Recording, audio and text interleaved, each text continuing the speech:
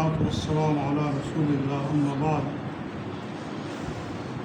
نبی کریم صلی اللہ علیہ وآلہ وسلم ایک مرتبہ احد پہاڑ پر تشریف لے گئے اور آپ کے ساتھ سیدنا ابوبکر صدیق رضی اللہ تعالیٰ عنہ، سیدنا عمر رضی اللہ تعالیٰ عنہ، سیدنا عثمان رضی اللہ تعالیٰ عنہ، یہ بھی آپ کے ساتھ تھے۔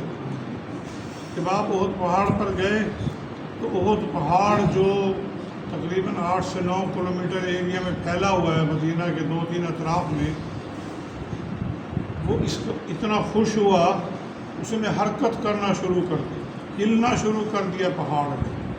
یہ معجزہ تھا رسول اللہ صلی اللہ علیہ وسلم کا، اور پہاڑ کی محبت تھی آپ صلی اللہ علیہ وسلم کے ساتھ اور آپ کے ساتھیوں کے ساتھ۔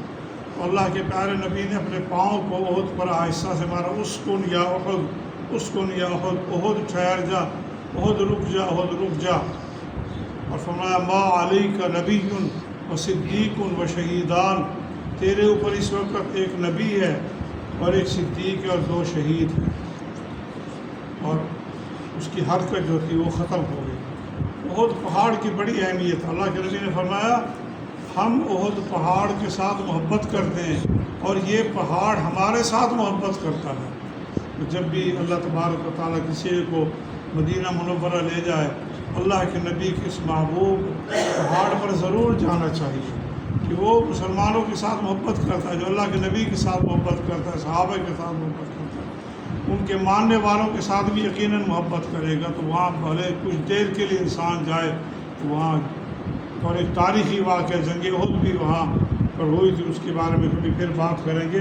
اللہ کے نبی نے فرمایا یہ احد ہمارے ساتھ محبت کرتا ہے۔ اچھا، بتانے کا جو مقصد یہ تھا کہ آپ نے فرمایا تیرے اوپر ایک نبی ہے، ایک صدیق ہے اور 2 شہید ہیں۔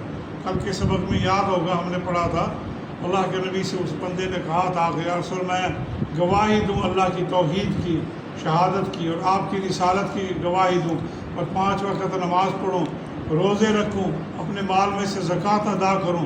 آپ نے فرمایا تو نبیوں کے ساتھ ہوگا، صدیقین کے ساتھ ہوگا اور شہداء کے ساتھ ہوگا۔ اب یہاں وضاحت ہو گئی، اللہ کے نبی، صدیق ابوبکر صدیق اور 2 شہید سیدنا عمر فاروق اور سیدنا عثمان رضی اللہ تعالیٰ عنہ جو آپ کے ساتھ تھے۔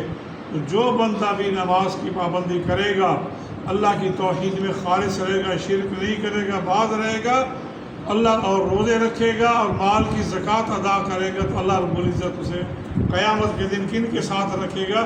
رسول اللہ صلی اللہ علیہ وسلم کے ساتھ رکھے گا، ابوبکر صدیق کے ساتھ رکھے گا اور عمر فاروق کے ساتھ رکھے گا۔ ایک دن آپ نے فرمایا المرء مع من احب، قیامت کے دن وہ بندہ اس کے ساتھ ہوگا دنیا میں جس کو اس کے ساتھ محبت تھی۔ حضرت انس فرماتے ہیں ہمیں تو سب سے زیادہ محبوب اللہ کے نبی تھے اور ابوبکر صدیق تھے اور عمر فاروق تھے، ہم ان کے ساتھ محبت کرتے تھے۔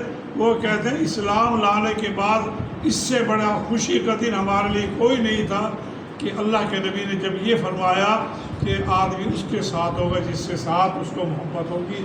ہمیں ان کے ساتھ محبت، اور ہمیں بھی چاہیے اللہ کے نبی کے ساتھ محبت کریں، صحابہ کے ساتھ محبت کریں، تاکہ یہ محبت کل ہمارے کام آئے اور اللہ تبارک و تعالیٰ قیامت کے دن ہمارا حشر بھی ان کے ساتھ ہی کر دے۔ اللہ تعالیٰ میں سمجھنے کی اور عمل کرنے کی توفیق عطا فرمائے۔